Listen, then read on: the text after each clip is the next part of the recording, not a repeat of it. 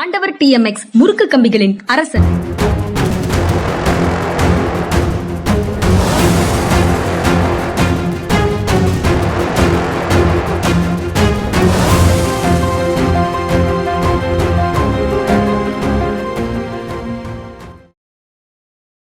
வணக்கம். இது மனிதா மனிதா சார். வணக்கம் சார். வணக்கம்ங்க. வணக்கம் சார். வீறு கவி முடியரசனார் சிலையை திறந்து வைத்தார் முதலமைச்சர் காரைக்குடியில அப்படின்னு செய்தி.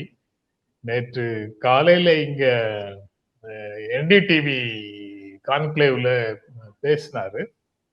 மாலையில காரைக்குடி போய் முடியரசன் சிலை திறந்து வைத்திருக்கிறார் செய்தியும் இருக்கு. நீங்க அடிக்கடி முடியரசனுடைய கவிதையை இங்க கோட் பண்ணி பேசுவீங்க. நீங்க என்ன உணர்வு? ரொம்ப மகிழ்ச்சியா இருக்கு. முடியரசன் தன் காலத்திலே தனக்கு ஒரு பிரபல்யம் தேடாத ஒரு மனிதர். தமிழண்டல்னு சொல்லி இதுல மதுரை பல்கலைக்கழக தமிழ் துறையில ரீடர் இருந்தார். அவரும் காரைக்குடி பகுதியை சேர்ந்தவர். அந்த தமிழல் தான் இவருடைய கவிதைகளை ஒரு கவிதை தொகுப்பா நூலா வெளியிடுறதுக்கு முயற்சி பண்ணவர்னு சொல்லுவாங்க. அதனாலதான் அவருக்கு எழுதின அத்தனை கவிதையுமே வந்தது. இல்லைன்னா அந்தந்த நேரத்துல அந்தந்த மலர்கள்ல நாளிதழ்கள் வந்திருக்கும். அது சேர்த்து வைக்கிறதுக்கான முயற்சி கூட முடியரசன் எடுத்ததில்லை. ஆனா மிகச்சிறப்பான செழுமையான கவிதைகள். புழுவாய் உனை இகழ்வோர் முனம் புலியேர் என எழுவாய், பொது வாழ்வினில் நிலையாய் இரு புது வாழ்வினை அடைவாய், தொழுதே வளர் உடல் வாழ்வது தொலையாய் எனில் உனையே, தொழு நோயோடு தெரிவார் இன்னும் இழிவாய் இவன் நினைவார். ஒரு ராயல் கேவல்கேட் மாதிரி போகும் அந்த கவிதை. அது மாதிரி ரொம்ப அற்புதமான கவிதைகள் எழுதியிருக்காரு. தமிழ் உணர்வும் தமிழ் பற்றும் ரொம்ப உள்ளவர். அவருக்கு சிலை எழுப்புறதும் அவருக்கு மணிமண்டபம் கட்டினது ரொம்ப பொருத்தமான ஒரு விஷயம் நினைக்கிறது.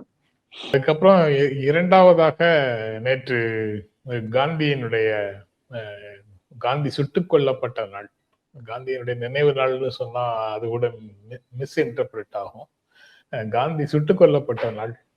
அதுல ராகுல் காந்தி நேற்று காந்திக்கு புகழஞ்சலி செலுத்திட்டு இந்தியாவின் அழியாத ஆன்மா மகாத்மா காந்தி அப்படின்னு பேசுறாரு. அவர் மகாத்மா காந்தி ஒரு சிந்தனை பேரரசர். வெறுப்பு சித்தாந்தம், ஆணவ சக்தி, இந்த ரெண்டையும் அவர் இந்த இரண்டும் அவரை பல சமயங்கள்ல அழிக்க முயற்சி செய்தது. ஆனா தோல்விதான் கண்டது அப்படின்னு சொல்றாரு. அதிகாரத்தை விட உண்மைதான் வலிமையானது அப்படிங்கிறத நாட்டுக்கு தந்துட்டு போனவர்னு ராகுல் காந்தி பேசுறாரு.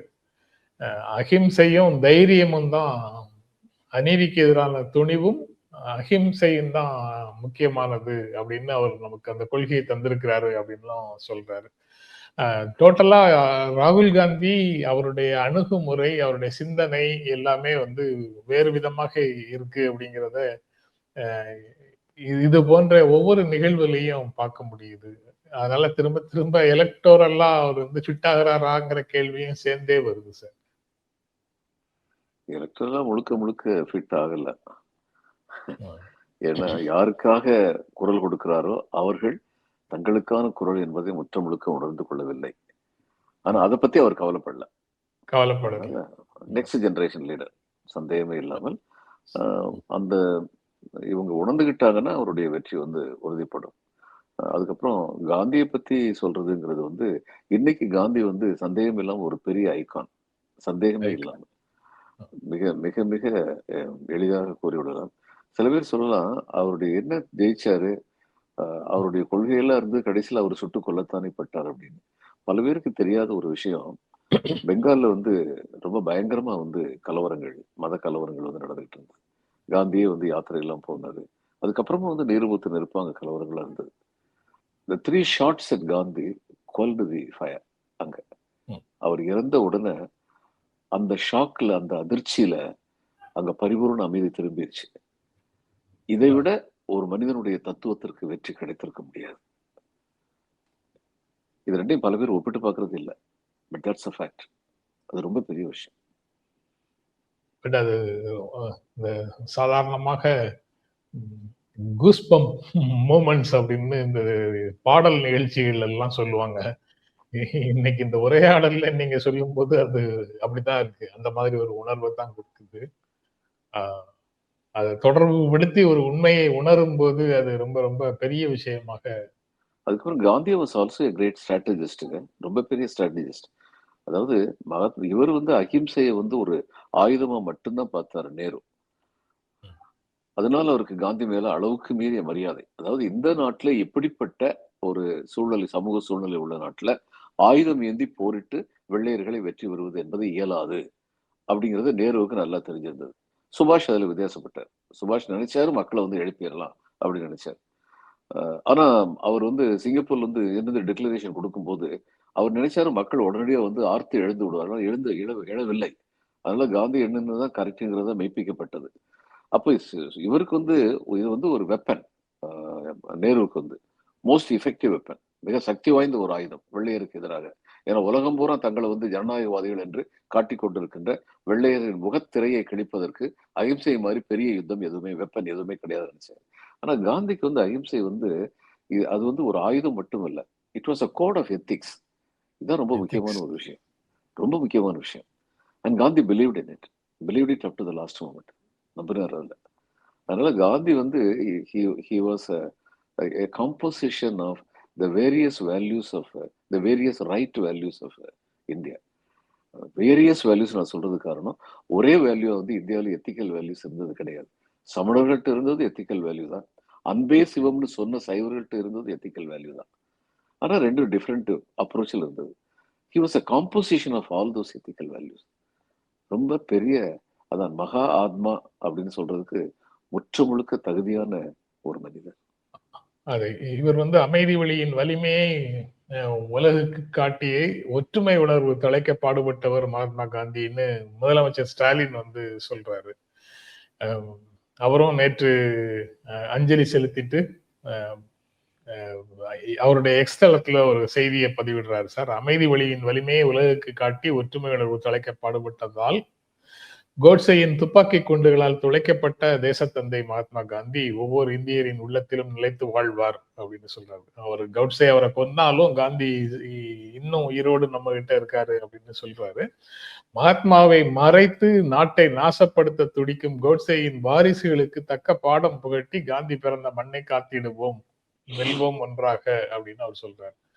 கோட்சேயின் வாரிசுகள் இங்க இருக்கிறாங்க, அவங்க கிட்ட இருந்து காந்தி பிறந்த மண்ணை காக்க வேண்டியது அவசியம் அப்படிங்கிற செய்தி இவருடைய செய்தியில, முதலமைச்சருடைய செய்தியில முக்கியமானதாக இருக்கு. நேரடியாக கோட்சேயின் வாரிசுகள்னு யாரும் இருக்கிறாங்களா சார்? இப்போ உள்ளவங்களாம் கோட்சேயுடைய வாரிசுகள் தான் அப்படி சொல்லிக்கிறது, தங்களை கோட்சேயின் வாரிசுகள்னு சொல்லிக்கிறது இல்லை. ஆனா கோட்சேயை வந்து அவர் செஞ்சது சரிதான்னு பேசுவாங்க. வெள்ளக்காரங்கிட்ட வந்து மன்னிப்பு கடிதம் எழுதி கொடுத்து விட்டு வெளியில் வந்த வீர சவர்காரை வந்து போற்றி புதுப்பாங்க. வீர சவர்காரை பத்தி அந்த காந்தி விசாரணை வந்து திரும்பவும் சொல்றேன், அந்த விசாரணை முழுமையாக நடைபெறவில்லை. அந்த நேரத்திலேயே 2 பேர் வந்து அப்ஸ்காண்டிங் சொல்லிட்டாங்க. 2 பேரை, அந்த 2 பேர்ல ஒருத்தர் பிடிபட்டு இருந்தா கூட கோட்சேக்கும் இந்த கொலைக்கும் உள்ள நேரடி தொடர்பு நிரூபிக்கப்பட்டிருக்கும் அப்படிங்கிறதான் மக்களுடைய அந்த விஷயம், அந்த எல்லா விஷயங்களையும் தெரிஞ்சவங்களுடைய அபிப்பிராயம். அதனால இப்ப கோட்சே பத்தி இவங்க என்ன சொல்லிட்டாங்க, அவர் ஆர்எஸ்எஸ் என்னைக்கோ விலகிட்டாரு, technically is away from RSS. அதுதான் உண்மை. யாராவது சேர்ந்தாங்கிறதுக்கான ரெக்கார்டு ஏதாவது இருக்கா? எந்த ரெக்கார்டுமே தான் கிடையாதுன்னு சொல்றாங்க இல்ல சார். ரெஜிஸ்டர், மெம்பர்ஷிப் ரெஜிஸ்டர்னு எதுவும் கிடையாது. இருந்தா தானே அதுல சேர்ந்தாங்க, எப்போ சேர்ந்தாரு எப்போ விலகினாருன்னு சொல்ல முடியும். கோட்பாடு ரீதியாக இன்ஃபுளுன்ஸ்ல இருக்காரா இல்லையாங்கிறத தவிர வேற என்ன அளவுகோல் இருக்கு உலகத்திட்ட ஒருத்தர் ஆர்எஸ்எஸ் இல்லையான்னு சொல்வதற்கு? அவரே ஒப்புக்கொள்ளணும். ஆமா, அவரே ஒத்துக்கணும், இல்லைன்னா கிடையாது, அவ்வளவுதான். கிடையாது. ஆமா. அப்ப அது வந்து ஒரு பெரிய முகமூடி தானே, அப்படி வைத்திருப்பதே ஒரு பெரிய முகமூடி தானே. அதான் இப்போ ராகுல் காந்தி இந்த மாதிரி பேசினாரு, அவன் டேமேஜஸ் கிளைம் பண்ணியிருக்காங்க. அதாவது இழப்பீடு கேட்டு டேமேஜஸ் போட்டிருக்கிறாங்க.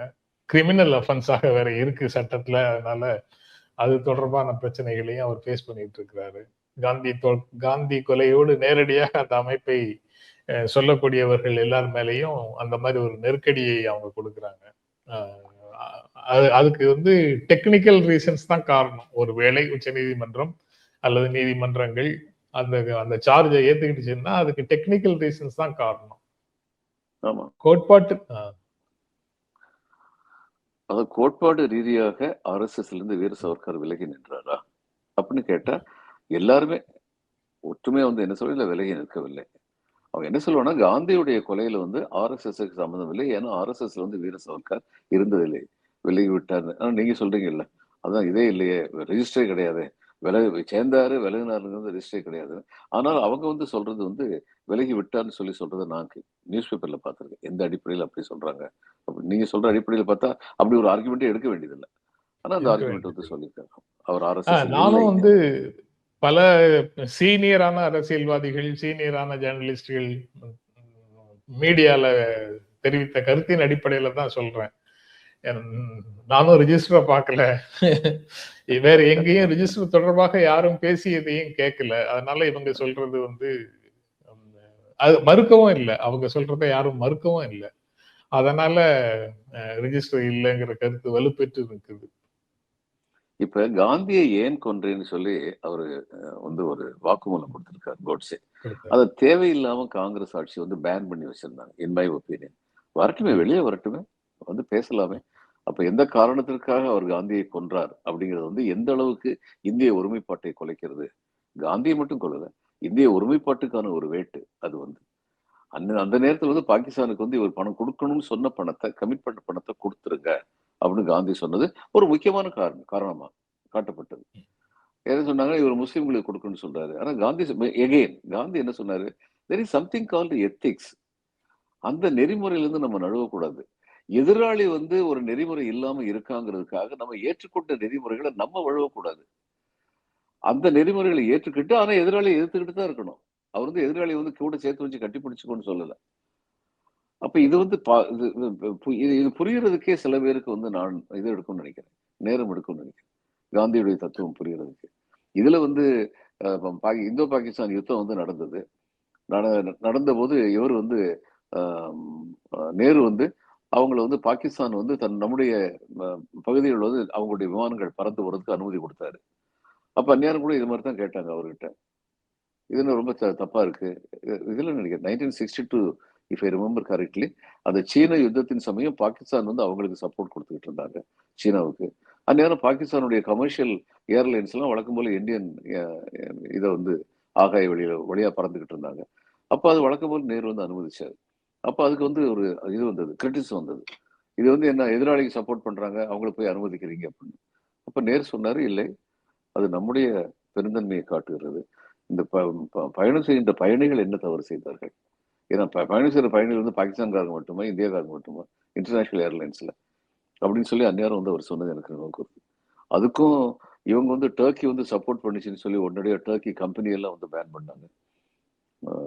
நம்ம பிஜேபி கவர்மெண்ட் பேன் பண்ணி என்ன பண்ணாங்க, அந்த கம்பெனில இருந்து இன்னொரு கம்பெனிக்கு வந்து ஏர்போர்ட் மெயின்டெனன்ஸ் ஏதோ ஒரு இதுல பேன் பண்ணாங்க. அப்ப இன்னொரு கம்பெனி அதை எடுத்துக்கிட்டாங்க. அந்த எடுத்துக்கிட்டவங்களுடைய பணியாளர்கள் யாரு, அந்த டர்க்கி கம்பெனில யார் யாரெல்லாம் பணியாளர் இருந்தாங்களோ அவங்களே தான் இங்கேயும் வந்துட்டாங்க. அப்படி பேர் மட்டும் மாத்திட்டு வந்துட்டாங்க. இதுதான் தேசிய உணர்வு, இவங்க கிட்ட இருக்கிற தேசிய உணர்வு. நீங்க சொல்றது ரொம்ப வேலிடான சில கேள்விகளை முன்வைக்க தோணுது சார். நீங்க சொல்றதுல இருந்து பேச்சுவார்த்தை நடக்குது, ஒரு உடன்பாடு எட்டப்படுகிறது. அது விவசாயிகள் போராட்டமாகவும் இருந்தாலும் சரி, அல்லது வேறு சில இன்டர்நேஷனல் பேச்சுவார்த்தைகளாக இருந்தாலும் சரி, அல்லது அசிஷன் தொடர்பாக ஏதாவது உடன்பாடாக இருந்தாலும் சரி, பேச்சுவார்த்தை நடக்குது, உடன்பாடு வருது. உடன்பாட்டுல என்ன ஏற்றுக்கொண்டோமோ அதை அடுத்து வரும் காலத்துல செயல்படுத்தணும் அப்படிங்கிறது ஒரு அறம் அப்படிங்கிறத காந்தி வலியுறுத்தினாருங்கிறது நீங்க சொல்றதுல இருந்து புரியுது. ஆனா அந்த நிமிடத்துல அந்த டென்ஷனை, பதற்றம் இல்லாத ஒரு சூழலை உருவாக்குவதற்காக மட்டுமே உடன்பாடு, அதுல ஏதோ சில விஷயங்களை ஏத்துக்கிறோம். அதுக்கப்புறம் அந்த அதிகார சமநிலை போய் அவங்க போராட்டங்களை எல்லாம் வாபஸ் வாங்கி அல்லது அவங்க போர்களை எல்லாம் நிறுத்தி இயல்பாக போனதுக்கு அப்புறம் அதிகாரம் என்னிடம் அதிகமாக வந்து விட்டது என்றால் நான் எதையுமே செய்ய வேண்டியது இல்லைங்கிற ஒரு மனநிலை வருது. அதுதான் ரொம்ப தவறானது அப்படின்னு. ஆமா, ரொம்ப தவறானது. ஆமா, ரொம்ப தவறானது. அந்த மனநிலை வந்து இன்னைக்கு இதுல பிஜேபி பிரதமர் வரைக்கும் இருக்கு. அதுதான் ரொம்ப தவறானது. அப்ப அறம்ங்கிறதுக்கு வந்து மரியாதை இல்லாம போயிருக்கு. ஒரு நாட்டுடைய அரசாட்சியில் வந்து அறம் இருக்க வேண்டும், அது ரொம்ப தேவை. இப்ப மிஸ்ஸஸ் காந்தி கிட்ட வந்து பிளஸ் பாயிண்ட்ஸ் இருந்துச்சு, மைனஸ் பாயிண்ட்ஸ் இருந்துச்சு. யாரு வந்து ஒரு நாட்டுடைய அதிகாரத்தை அதிகாரத்தின் மேலிடத்துல உட்கார்ந்து இருக்கணும் அப்படின்னா சைலண்ட் வேலியில வந்து டிரான்ஸ்போர்ட்டை கொண்டு வரணும்னு எவ்வளவோ முயற்சி பண்ணாங்க எத்தனை பேர். ஆனா சைலண்ட் வேலியை வந்து அந்த இடத்துல வந்து அதை எடுத்துறதுனால, அந்த டிரான்ஸ்போர்ட் வர்றதுனால எப்படிப்பட்ட சுற்றுப்புற சூழல் தீங்கு நடக்கும் அப்படின்னு சொன்னவங்களுக்கு எந்த அதிகாரம் கிடையாது. என்விரான்மெண்டலிஸ்டுக்கு என்ன அதிகாரம் இருக்கு? சலீம் அலிக்கு என்ன அதிகாரம் இருக்கு? அப்ப அவர் வந்து சொன்னாரு. அது மாதிரி சுற்றுப்புற சூழல் ஆர்வலர்கள் அத்தனை பேர் சொன்னாங்க. இங்க வந்து கேபிட்டலிஸ்ட் அத்தனை பேர் அவ்வளவு அருமையான பொட்டன்ஷியல் இடம் to make tons of profit அப்படின்னு சொல்லி அவங்க துடிச்சாங்க. ஆனா மிஸ்ஸஸ் காந்தி அந்த சைலண்ட் வேலி எதிர்ப்பாளருடைய கருத்தை ஏத்துக்கிட்டு அங்க வந்து டிரான்ஸ்போர்ட்டேஷன் அலோவ் பண்ணல. இதையும் நிக்கோபாரை வந்து இப்ப என்ன பண்ண போறாங்க? கமர்ஷியலா மாத்த போறாங்க. நிக்கோபார்ல உள்ள சில உயிரினங்கள் உலகத்துல வேற எங்கேயுமே இல்லாத அரிய உயிரினங்கள். அத்தனையும் நாசமா போயிடும். அதை பத்தி யாருக்கும் கொஞ்சம் கூட கவலை கிடையாது இந்த அரசுல வந்து. இதுதான் வேறுபாடு, அடிப்படை வேறுபாடு. திரும்ப அடுத்த அதான் இந்த இடத்துல இருந்து திரும்ப இன்னொரு கேள்வி வருது சார். மனிதர்கள் வந்து குறைகளோடும் நிறைகளோடும் இருக்கக்கூடியவர்கள். எல்லா மனிதரும் மகா ஆத்மாவாக கருதப்பட்டவராக இருந்த இருந்தாலும் காந்தி சரி, முதற்கொண்டு பக்கா கிரிமினலாக கருதப்படுகிறவர்களும் சரி, எல்லா மனிதர்களும் குறைகளோடும் நிறைகளோடும் இருக்கக்கூடியவங்க. இந்த குறை நிறைகளோட தான் அவங்களை ஏத்துக்கணும். ஆனா பொதுவாக ஒரு உளவியல் நம்ம கிட்டன்னு சொல்றது நம்மையும் உட்படுத்திக்கிட்டு அந்த கேள்வியை கேட்கிறேன் சார். நம்ம இருக்கோமா இல்லையாங்கிறது வேற விஷயம். என்னன்னா எங்காவது ஏதாவது ஒரு தவறு செய்துட்டா அந்த ஒரு தவறை உடும்பு பிடியா பிடிச்சுக்கிட்டு ஒரு மனிதனை டோட்டலா டினவுன்ஸ் பண்றோம்ல, நிராகரிக்கிறோம், புறக்கணிக்கிறோம்ல, அது ஆமா, குணம் நாடி குற்றமும் நாடி அவற்றுள் மிக நாடு மிக்க குழல்னு அந்த காலத்திலேயே நம்ம தாத்தா சொல்லியிருக்காரு. அதுக்கப்புறம் இன்னொன்னு திரும்ப திரும்ப தனி மனித வாழ்க்கையில் சில குறைபாடுகள் உள்ளவர்கள் கூட பொது வாழ்க்கைன்னு சொல்லி வரும்போது அந்த பொது வாழ்க்கையில வந்து ரொம்ப அறம் காத்தவங்களா இருந்திருக்காங்க. அப்ப அந்த தனி மனித வாழ்க்கையில அவங்ககிட்ட இருந்து சில சிறிய குறைபாடுகள் அல்லது பெரிய குறைபாடுகள், அந்த குறைபாடுகளையே ப்ரொஜெக்ட் பண்ணி அவங்களுடைய பொது வாழ்க்கையை வந்து கேவலப்படுத்துறதுங்கிறது ரொம்ப பெரிய தவறு. அதாவது தனி மனித வாழ்க்கையிலும் குறைபாடுகள் இல்லாமல் இருந்தால் அவர்கள் இன்னும் மேன்மை உள்ளவர்களாக ஆகிறார்கள். அதுல சந்தேகமே இல்லை. ஆனா நீங்க சொன்ன மாதிரி மனிதனுடைய ஆசாபாசம், மனிதனுடைய வீக்னஸ் சொல்லி இருக்கும்போது சில குறைபாடுகள் இருக்கத்தான் செய்யும். இப்ப அதனாலதான் நம்ம வந்து பெருந்தலைவர்களாக வந்து நம்ம யாரையெல்லாம் மதிக்கிறோம் அப்படின்னு சொல்லி பார்த்தா, எதனால வந்து காமராஜர் பெருந்தலைவர்னு சொல்லுவோம், எதனால நேரு வந்து இந்தியாவுக்கு கிடைச்ச பொக்கிஷம்னு சொல்லி சொல்றோம். இப்ப இதுக்கு பிதான் சந்தர் ராய்னு சொல்லி இதுல வந்து மேற்கு வங்கத்துல இருந்து முதலமைச்சர், காங்கிரஸ் சார்பில் அவர் முதலமைச்சர் இருந்தார், பெரிய மருத்துவர். By appointment he was physician to the president of India and the governor of West Bengal. அப்படி இருந்தாரு. பிதான் சந்தர் ராயுடைய படத்தை மார்க்சிஸ்ட் வந்து ஆட்சியில இருந்த வரைக்கும், ஜோதிபாசு, புத்ததேவ் பட்டாச்சாரியா வரைக்கும் இதெல்லாம் வேற எந்த ஊர்லயும் நடக்காது. அந்த எல்லா கவர்மெண்ட் ஆபீஸ்லயும் ஜோதிபாசு படமும் இருக்கும், பிதான் சந்தர் ராய் படமும் இருக்கும், ரெண்டு பேர் படமும் தான் இருக்கும். அப்படித்தான் வச்சிருந்தாங்க. அந்த மாமனிதருக்கு கொடுத்த மரியாதை, மார்க்சிஸ்டுகள் கொடுத்த மரியாதை. அந்த மிஸ்ஸஸ் காந்தி கொலையுண்ட போது தங்களுடைய மார்க்சிஸ்ட் கட்சியை வந்து அரைக்கம்பத்துல பறக்க விட்டாங்களே மார்க்சிஸ்ட், அந்த மாமனிதர் இந்திரா காந்திக்கு கொடுத்த மரியாதை நம்ம மறந்துடக்கூடாது. நம்ம சப்ஜெக்ட்ல இருந்து கொஞ்சம் தள்ளி போனாலும் பரவாயில்ல சார். ஒரு பிலாசாபிக்கலான உரையாடலுக்குள்ள போயாச்சோ அப்படின்னு நினைக்கிறேன். இதுலதான் காந்தி சொல்ற ஒரு கோட்டாக முன்னாடி எங்கேயோ படிச்சது நினைவுக்கு வருது. Hate the crime not the criminal அப்படின்னு சொல்றது வருது. பட் அது ஒரு தனி மனிதனுக்கு அது பார்க்கிறதுக்கு படிக்கிறதுக்கு ரொம்ப நல்லா இருக்கு. பட் ஒரு அட்மினிஸ்ட்ரேஷன் அந்த மாதிரி அணுக முடியுமா, அந்த மாதிரி ஒரு அறத்தை உயர்த்தி பிடிக்க முடியுமா அட்மினிஸ்ட்ரேஷன்ங்கிற கேள்வி எனக்குள்ள இருந்தது. இது வரைக்கும் கேட்டதில்லை. இன்னைக்கு இந்த உரையாடலின் தொடர்ச்சியாக அது நினைவுக்கு வருது. நான் இதுல வந்து ஒரு மாவட்ட அளவில் நிர்வாகத்தில் இருந்த போது சில பேருடைய தவறுகள் வந்து என்கிட்ட வந்து பேசும்போது நான் வந்து சொல்லுவேன், இந்த செயலை என்னால ஏத்துக்க முடியாது அப்படின்னு சொல்லி சொல்லும்போது அவர் வந்து, என்ன சார் சிரிச்சுக்கிட்டே என்கிட்ட பேசுவீங்க, இந்த மாதிரி சொல்றீங்கன்னு சொல்லுவாரு. சிரிச்சுக்கிட்டே உங்ககிட்ட பேசணுங்கிறது உங்ககிட்ட நான் காட்டுற கண்ணியம். ஏன்னா நீங்க என்கிட்ட காட்டுற கண்ணியத்துக்கு நான் பிரதிபலன் இருக்கணும். ஆனா இந்த செயலை என்னால ஏத்துக்க முடியாது. இதுல வந்து நான் வந்து எதிர்ப்பாளனா தான் இருப்பேன். பல சமயங்கள்ல இப்படி அமைதியா சொல்வதன் மூலமாகவே அவர்களுடைய தனி விரோதம் இருக்காது. பதித் பாவன் ஃபாட்டக் அப்படின்னு ஒரு அமைச்சர் ஒருத்தர் இருந்தார், பார்லிமெண்ட் அஃபேர்ஸ் மினிஸ்டர், இதுல மேற்கு வங்கத்துல. இதுல ஹவுரால மிகப்பெரிய யூனியன் லீடர். அவரு மார்க்கெட்டுக்கு போய் எந்த விதமான முன்னறிவிப்பும் இல்லாம மார்க்கெட்டுக்கு போய் ஏக் ஹோக் ஒன்றாக இணைவோம் அப்படின்னு ஒரு வார்த்தை சொன்னாருன்னா எங்க இருந்து வர்றாங்கன்னு தெரியாது, 5000 பேர் வந்து நின்றுவாங்க. அவர் அப்படிப்பட்ட ஒரு பெரிய யூனியன் லீடர். அவர் அமைச்சர் இருந்தார். அமைச்சராக இருந்தபோது ஒரு தடவை என்கிட்ட வந்து அவர் கூட இந்த அல்லக்கை எப்பயுமே அமைச்சர்களுக்கு இருப்பாங்கல்ல, கூட 4 பேர் வந்திருந்தாங்க. அப்ப என்கிட்ட ஒரு 10 டிமாண்ட் வச்சார். 10 டிமாண்ட்ல நான் வந்து 3 டிமாண்ட் வந்து நான் மாவட்ட ஆட்சியருடைய நிர்வாகம் சம்மந்தப்பட்டது. நான் உடனடியா அவர் இருக்கும்போதே ஃபோன் பண்ணி என்னுடைய டெப்டி கலெக்டருக்கு ஃபோன் பண்ணி, இந்த மாரி ஒரு ரிக்வெஸ்ட் வந்திருக்கு. அத ஃபைல புட்டப் பண்ணுங்க. அத நம்ம வந்து பண்ணிடலாம் அப்படின்னு சொன்னேன். அப்புறம் சொன்னேன் இன்னும் 4 வந்து நான் சொன்னேன், சார் இது வந்து ரிலேட்டட் டிபார்ட்மெண்ட்ஸ், பிடபிள்யூடி, பிஹெச்இ இந்த மாதிரி டிபார்ட்மெண்ட் சம்மந்தப்பட்டது. நான் அவங்க கிட்ட வந்து நான் பேசுறேன். And I think your demand is genuine. நான் அதை பண்ணிடுறேன் சார் அப்படின்ட்டு, உங்ககிட்ட கொஞ்சம் தனியா பேசணும் சார் அப்படின்னு. உடனே அவர் வந்து கூட இருந்த 4 பேரையும் கொஞ்சம் வெளியில் இருங்கன்னு சொல்லிட்டு, ஏன் சொல்லுங்க அப்படின்னாரு. சார் இந்த கடைசி 3 இதை என்னால பண்ண முடியாது சார், அது சரியா இல்லை. உடனே அவர் வந்து எதுக்காக அவங்க 4 பேரை வெளியில போகணும்னு சொன்னீங்க அப்படின்னாரு. மற்றவங்கள வச்சுக்கிட்டு அமைச்சர்கிட்ட வந்து நோன்னு 3 மாதத்துக்கு முன்னாடி சொல்றது அமைச்சருக்கு கொஞ்சம் எம்பரஸ்மெண்ட்டாக இருக்கும்னு நினைச்சேன் சார், அதனால அவங்களை வெளியில போய் சொல்லிட்டு உங்ககிட்ட பேசினேன் அப்படின்னேன். அவர் ஒரு சின்ன புன்முறுவலோட, சரி நீங்க சொல்லிட்டீங்க, ஆனா இந்த 3 செஞ்சுதான் தரணும்னு நான் சொன்னேன்னா என்ன செய்வீங்க அப்படின்னாரு. உடனே நான் சிரிச்ச முகத்தோட சொன்னேன், உங்களுக்கு நோ சொல்ற ஒரு டிஸ்கம்ஃபர்ட்டை எனக்கு கொடுத்துடக்கூடாதுன்னு கேட்பேன், வேற என்ன சார் சொல்ல முடியும் அப்படின்னு. உடனே அவருக்கு புன்முறுவல் பெருசா சிரிச்சிட்டாரு. சிரிச்சுட்டு அதுக்கப்புறம் சொன்னாரு, நாங்க அரசியல்வாதி யார் என்ன கேட்டாலும் அதை வந்து செஞ்சு கொடுங்கன்னு உங்ககிட்ட சொல்ல வேண்டியதான் எங்க கடமை. நீங்க நிர்வாகத்தில் உள்ளவங்க, என்ன செய்ய முடியுமோ அதை செய்யுங்க, மத்ததை பத்தி பரவாயில்ல. நான் அன்னைக்கு வந்து அவர்கிட்ட வந்து, என்ன சார் மினிஸ்டர் இருந்துட்டு இந்த 3 பத்தி கேட்கறீங்கன்னு கேட்டிருக்க முடியும். ஏன்னா அவருக்கே தெரியும் அந்த வேண்டுகோள் வந்து சரியில்லை. அவரு அவருடைய விரோதத்தை சம்பாதிச்சிருப்பேன், ஏன்னா இந்த மாதிரி பேசுறாருன்னு சொல்லி. ஆனா அவர்கிட்ட வந்து நம்ம தன்மையா பேசும்போது அவர் நம்மகிட்ட கடைசி வரைக்கும், அவர் அந்த எலெக்ஷன்ல தோத்து போயிட்டாரு. நான் நடத்தின எலெக்ஷன்ல தோக்கும் போது நான் வந்து உள்ள கவுண்டிங்ல இருக்கேன். ஒவ்வொரு கவுண்டிங் முடிஞ்ச உடனே அவர்கிட்ட கேட்கிறேன், ஐயா கவுண்டிங் பத்தி உங்களுக்கு ஏதாவது இது இருக்கிறதா, குறைபாடு இருக்கா சொல்லணுமா? இல்ல ஒண்ணும் இல்ல. கடைசியில் தேர்தலில் வந்து தோத்து போயிட்டான்னு எந்திரிச்சு போகும்போது என்கிட்ட வந்து என்னுடைய கையை குலுக்கிட்டு போனார்.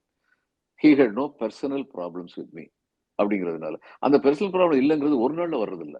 தொடர்ந்து நம்முடைய ஒருத்தரை பார்க்கும்போது இன்டராக்ஷன் இருக்கும்போது ஒவ்வொரு தரமும் உங்களுடைய சில குறைகளை நான் எதிர்ப்பேன் ஒழிய உங்களை எதிர்க்க மாட்டேன். நீங்கள் கூறுகின்ற சில டிமாண்ட் வந்து சரியா இருக்காதுங்கிறத எதிர்ப்பேன் ஒழிய உங்களை எதிர்க்க மாட்டேன்னு அதை ரொம்ப கிளீனா சொல்றது மூலம் தான் அந்த உறவு வந்து பலப்படும். இந்த மாதிரி பேசுகின்ற சில பண்புகள் வந்து நம்ம இயல்பாகவே மாறி நம்முடைய அன்றாட வாழ்க்கையில எதிரொலிக்கணும். அப்பதான் அந்த உறவுகளை வந்து சரியான முறையில பேண முடியும் அப்படிங்கிறது தெரியுது சார். அந்த மாதிரிலாம் நடந்து கொண்டால் ஒரு இணக்கமான உறவு பேணப்படும் அப்படின்னு சொல்றீங்கல்ல சார். அதெல்லாம் உடைக்கிற அளவுக்கு இப்போ வந்து பிளவுபடுத்தல் நடக்குது இல்ல, அது ரொம்ப ரொம்ப டேஞ்சரஸ் டைமென்ஷனுக்கு அது போயிடுச்சு. இது எவ்வளவு பெரிய நல்லவராக இருந்தாலும் சரி.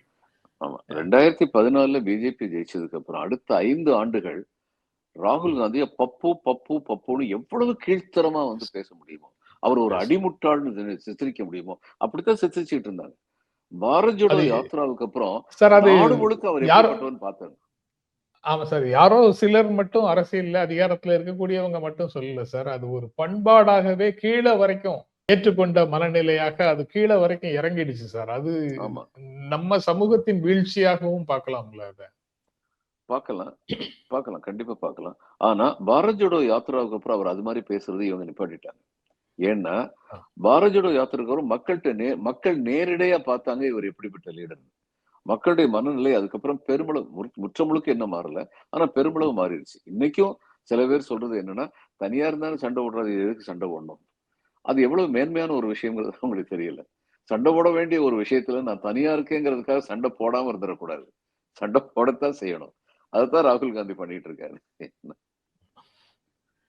அதுக்கப்புறம் சார் நேற்று என்டிடிவி கான்க்ளேவ்ல முதலமைச்சர் பேசும்போது சிலருடைய சுயநலத்துக்காக, சிலருடைய கட்டாயத்துக்காக உருவாக்கப்பட்டதுதான் அதிமுக பாஜக துரோக கூட்டணி அப்படின்னு பேசியிருக்கிறாரு. இந்த இந்த தமிழ்நாட்டில் உருவாக்கப்பட்ட அந்த தேசிய ஜனநாயக கூட்டணிக்கு கொள்கை கிடையாது, ஒரு சிலருடைய சுயநலம், முழுக்க முழுக்க கட்டாயம், ஃபோர்ஸ், கொயர்ஷன் அப்படிங்கிறத சொல்லி இருக்கிறாரு. அதை எப்படி சார் பாக்குறீங்க? கொள்கையில் உடன்பாடு என்ற வருடல்களின் காரணமாக உருவாகி நின்றது திமுக கூட்டணி. இன்னைக்கு எலெக்ஷன் கால்குலேஷனுக்காக சில பேர் வேற மாதிரி பேச ஆரம்பிச்சாங்கன்னா அது வேற விஷயம். ஆனா அப்படி பேசினா கூட கொள்கையில அவங்களுக்கு வந்து உடன்பாடு தான். கொள்கை உடன்பாடு என்ற வருடல்களால் உருவாக்கப்பட்டது திமுக கூட்டணி. அடக்கி ஒடுக்கி ஒரு கூட்டணியை அமைத்து விட வேண்டும் என்று செய்பவர்களின் முயற்சியின் நெருடல்களை தாங்க முடியாமல் உருவானதுதான் பிஜேபி கூட்டணி தமிழ்நாட்டில். இதுதான் உண்மை. அவர் சரியா தான் சொல்லியிருக்காரு. அதுல ஆட்சி, இந்த 5 ஆண்டு கால ஆட்சியை பற்றி சொல்லும்போது எல்லா மாவட்டங்களும் வளர்ச்சி அடைவதற்கான, எல்லோருக்கும் எல்லாம் அப்படின்னு சொன்னோம், எல்லா பகுதியும் வளர்ச்சி அடைய வேண்டியது அவசியம்ங்கிறதுக்காக எல்லா மாவட்டங்கள்லயும் வளர்ச்சிக்காக வேலை செஞ்சிருக்கிறோம். 3வது டயர் சிட்டிஸ்னு சொல்லுவாங்களே, அந்த மாதிரி 3வது நிலையில இருக்கக்கூடிய செமி அர்பன் ஏரியால கூட வளர்ச்சியை கொண்டு வந்திருக்கிறோம் அப்படின்னு கிளைம் பண்றாரு. அது எவ்வளவு தூரம் நடைமுறையா இருக்குதுன்னு பாக்குறீங்க? வளர்ச்சியை கொண்டு வருவதற்கு வித்துட்டு இருக்கிறார்கள், பலமான வித்துட்டு இருக்கிறார்கள். ஆமா, இப்ப விருதுநகர் மாதிரி இடத்துல எல்லாம் வந்து நீங்க வந்து இது வந்து ஐடி சென்டர் வந்து கொண்டு வர்றது அப்படிங்கிற ரொம்ப பெரிய முயற்சி, ரொம்ப வரவேற்க தகுந்த முயற்சி. இது தேவையான பொதுவாக தென் தமிழகம் வந்து இந்த மதுரை வரைக்கும், திருநெல்வேலி, ராமநாதபுரம், மதுரை, இதுல வந்து பல ஆண்டுகளாக பெரிய முன்னேற்றங்கள் எதுவுமே இல்லாம தான் இருந்தது. ஒரு காரணம் என்ன, விவசாயம் பலமா இருந்ததுங்கிறது ஒரு காரணம். ஆனா இன்னொரு காரணம் என்னன்னா, அங்க இண்டஸ்ட்ரி வரல. கேபிட்டலுக்கு பக்கத்துல, இதுக்கு தலைநகருக்கு பக்கத்துல வந்து இண்டஸ்ட்ரி வச்சுக்கிறதுல உள்ள வசதிகள் நிறைய இருக்குன்னு சொல்லி வட தமிழகத்துல தான் பெரும்பாலும் டிவிஎஸ் ஒண்ணு தவிர பேசுறபடி எங்க இருந்தது இங்க தென் தமிழகத்துல. அந்த மதுரை பஸ் சர்வீஸை தவிர எதுவுமே கிடையாது. அதுக்கப்புறம் ஜெயவிலாஸ் வந்தாங்க, அதுவும் பஸ் சர்வீஸ் தான். பாண்டியன் கெமிக்கல்ஸ்ன்னு சொல்லிட்டு சிவகாசி, தூத்துக்குடியை சேர்ந்த சில தொழிலதிபர்கள் வந்து ஒரு இது வந்து நிறுவனாங்க. இதை தவிர குறிப்பிடத்தக்க அளவுக்கு எதுவுமே இருந்தது கிடையாது. அந்த இது தீப்பெட்டி தொழிற்சாலைங்கிறது வந்து இட்ஸ் காட்டேஜ் இண்டஸ்ட்ரி. அதை தவிர எதுவுமே இருந்தது கிடையாது. பிரிண்டிங், ஃபயர் ஒர்க்ஸ், அதுவும் வந்து சிவகாசி இந்த மாதிரி ஏரியால மட்டும்தான் கட்டுப்பட்டு இருந்தது. பொதுவா ராமநாதபுரம் முற்ற முழுக்க பாத்தீங்கன்னா குறிப்பிடத்தக்க அளவுக்கு எதுவுமே இருந்தது கிடையாது. ஆனா இன்னைக்கு இவங்க அதை வந்து செயலாக்குறாங்க. கனிமொழி வந்து அந்த பக்கம் தூத்துக்குடி எம்பி ஆனது வந்து அந்த பகுதிக்கு வந்து ஒரு வரவேற்க தகுந்த ஒரு விஷயமா இருந்துச்சுன்னு நினைக்கிறேன். ஏன்னா அவங்களுடைய முயற்சி இருந்தது. அதனால இன்னைக்கு வந்து முதல்வர் வந்து ரொம்ப கிளியரா இருக்கு. நான் பல விஷயங்களை பாக்குறேங்க, முதல்வருடைய எண்ணத்துல வந்து தெளிவுல வந்து எந்த குழப்பமுமே இல்லை. கன்சிஸ்டன்சி வந்து அவர்கிட்ட டே 1ல இருந்து இருந்துகிட்டே இருக்கு. நிறைவேற்றுறதுல வந்து தடங்கல்கள், பலவிதமான தடங்கல்கள் இருக்கலாம். ஆனா அதையெல்லாம் மீறி நிறைவேற்றணுங்கிறதுல அவர் தொடர்ந்து முயற்சி பண்ணிட்டே இருக்காரு. அதனால அதே மாதிரி தான் இவர் சொல்றதும், எல்லா இடங்களையும் எல்லாருக்கும் வளர்ச்சி அப்படிங்கறது வந்து நம்புறாரு. நம்ம அந்த செயலாக்கத்துக்கு வந்து வித்துட்டு இருக்காரு. இது நிச்சயமா பலன் கொடுக்கும். இது முரசொலி மாறன் காலத்திலேயே நாங்குநேரில ரொம்ப பெரிய இது ஐடி சென்டர் ஒண்ணு கொண்டு வந்து அவர் முயற்சி பண்ணாரு. அது அந்த அம்மா ஜெயலலிதா வந்ததுக்கு அப்புறம் வெரி அன்பார்ச்சுனேட்லி அது வந்து அரசியல் காரணங்களுக்கு அதை வந்து காலி பண்ணிட்டாங்க. அப்புறம் இன்னொன்னு என்ன யோசிக்கிறாங்கன்னா, இந்த தென் தமிழ்நாட்டுல இப்படி வந்ததுன்னா, ஏற்கனவே இதுல எல்லாம் சிறு வணிகம் இதெல்லாம் வந்து ரொம்ப பெரிய அளவுல வளர்ந்துட்ட ஒரு குழுமம் மட்டுமே எல்லாத்தையும் பிடிச்சிருமான்னு சில பேர் அச்சப்படுறாங்க. தென் தமிழகத்திலேயே சில பேர் அச்சப்படுறாங்க. ஆனா இது வந்து தேவையில்லாத ஒரு அச்சம், முறையற்ற அச்சம், தேவையில்லாத அச்சம். ஆமா, ஏன்னா வாழ்க்கையில வந்து கஷ்டத்துல தீண்டாமையில பாதிக்கப்பட்டு கவர்னர்கிட்ட போய் எங்களை தீண்டாமைன்னு சொல்லாதீங்க, எங்க சொந்த முயற்சியில நாங்க மேல வந்துக்கிறோம் அப்படின்னு தைரியமா சொன்ன ஒரு கம்யூனிட்டி தங்களுடைய வளர்ச்சி அடிப்படையா வந்து சிறு தொழில் அதுன்னு சொல்லிட்டு படிப்படியா வளர்ந்தாங்க. யாரும் சப்போர்ட்லயும் வளரலையே. அது மாதிரி மத்தவங்க வளரக்கூடாதுன்னு யாரும் சொல்லலையே. அப்படி இருக்கும்போது அதை காரணமா காட்டிங்க இது எனக்கு நல்லது நடக்கலாம்னு பரவாயில்ல, அவனுக்கு நல்லது நடந்துடக்கூடாது அப்படின்னு யாராவது பேச வருவாங்கன்னா அது ரொம்ப தவறான ஒரு பேச்சு. எல்லாரும் தான் வளர போறாங்க, அதுல சந்தேகமே கிடையாது. இப்ப சில குடும்பங்கள் வந்து நம்ம வளரலன்னு நினைக்கிறாங்களே, ரொம்ப தப்பு. அந்த குடும்பத்துல பல பேர் மிகுந்த வளர்ச்சி அடைஞ்சிருக்காங்க. அது எனக்கு தெரியும். ஒரு ஒரு யுனைடெடா வந்து லிஸ்ட் போடாம இருக்கலாம், ஆனா எல்லா குடும்பங்களும் வளர்ந்திருக்காங்க. அது காரணம் நான் சொல்லியிருக்கேன்ல, ஜஸ்டிஸ் பார்ட்டி காலத்துல இருந்து ஆரம்பிச்ச ஒருங்கிணைந்த வளர்ச்சிங்கிற தத்துவம் தமிழ்நாட்டுல வேரூன்றி போனதுதான் அது காரணம். சில பேருடைய வளர்ச்சி வேகமா இருக்கலாம், சில பேருடைய வளர்ச்சி வந்து ஸ்லோவா இருக்கலாம். ஆனா எல்லாரும் வளர்ந்துகிட்டு இருக்காங்க. அதுதான் உண்மை. ஓகே சார், எல்லாரும் வளர்ந்து கொண்டிருக்கிறார்கள் என்ற நல்ல விதமான செய்தியோட நிகழ்ச்சியை நிறைவு செய்யலாம் சார். நாளைக்கு தொடர்ந்து பேசுவோம் சார். ரொம்ப நன்றி. வணக்கம். வணக்கம்ங்க. வணக்கம்.